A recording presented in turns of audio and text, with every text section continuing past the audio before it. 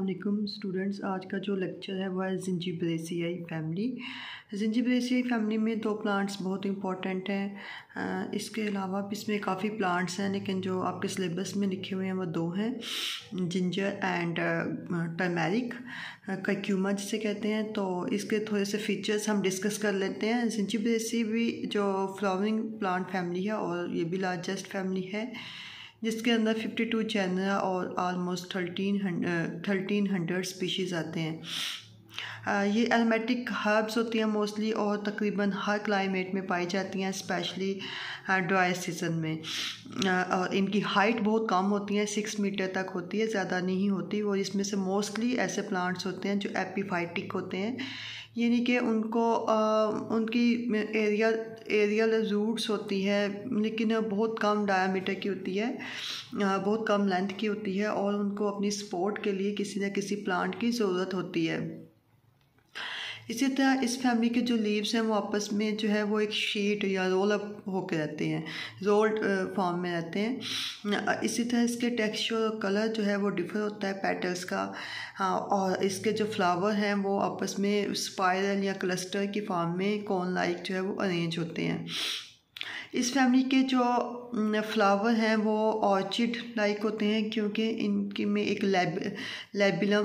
लैबिलम बनता है। वो क्या होता है कि जो इनके स्टेमन्स होते हैं वो आपस में पेटल के साथ जो है वो फ्यूज्ड होता है, उसके साथ जॉइन होता है। मोस्टली जो इस प्लांट की स्पीशी हैं वो एडिबल हैं, यानी कि वो स्पाइसीज में यूज़ होती हैं या फिर परफ्यूम्स में अरोमा के लिए। इसमें जो है जो इम्पोर्टेंट है वो कर्क्यूमा है और जिंजिबर है। तो हम इनको डिस्कस कर लेते हैं। इसमें जो है जिंजिबरेसी में जो डिस्कस किए जाएंगे, यहाँ पे थोड़ा सा मिस्टेक है। Following genera will be discussed under Zingiberaceae family. तो इसमें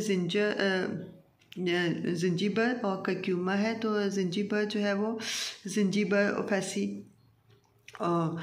ओफेशिनेल होता है। अदरक किसे कहते हैं, जिंजर कहते हैं। जिंजिबरेसियाई फैमिली होती है। इसके अंदर वोलाटाइल ऑयल होते हैं, रेजन्स होते हैं, स्टार्च होते हैं, प्रोटीन्स होते हैं। इसके अलावा इसके अंदर डिफरेंट जो जिसकी वजह से इसकी अरोमा होती है वो होते हैं, कॉन्स्टिट्यूएंट्स होते हैं जो कि वोलाटाइल होते हैं, जैसे शोगोल, सेस्क्यूटरपीन्स टाइप होते हैं, जिंजिरोल।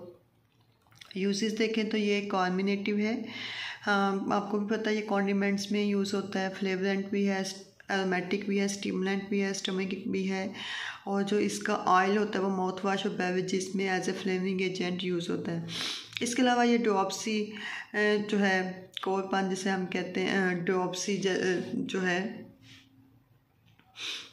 इसके अलावा ये ड्रॉप्सी और ओटेल्जिया, सिफेल्जिया, एज़मा, सर की, कान की दर्द, कफ, कोलिक, फ्लैचुलेंस, एनोरेक्सिया, वेट का लॉस होना, जो है डायरिया, जो हैज़ा टाइप हो जाता है, नोज़िया, वोमिटिंग, थ्रोम्बोसिस और एल्फेंटेसिस, जिसमें जॉइंट्स बहुत बड़े हो जाते हैं, बॉडी बहुत काफ़ी बड़ी हो जाती है, उसमें ये यूज़ होता है। जिंजिबर जो है ये थर्मोजेनिक है, लेक्सेटिव है, डाइजेस्टिव है, इमोलिएंट है, एपिटाइज़र है।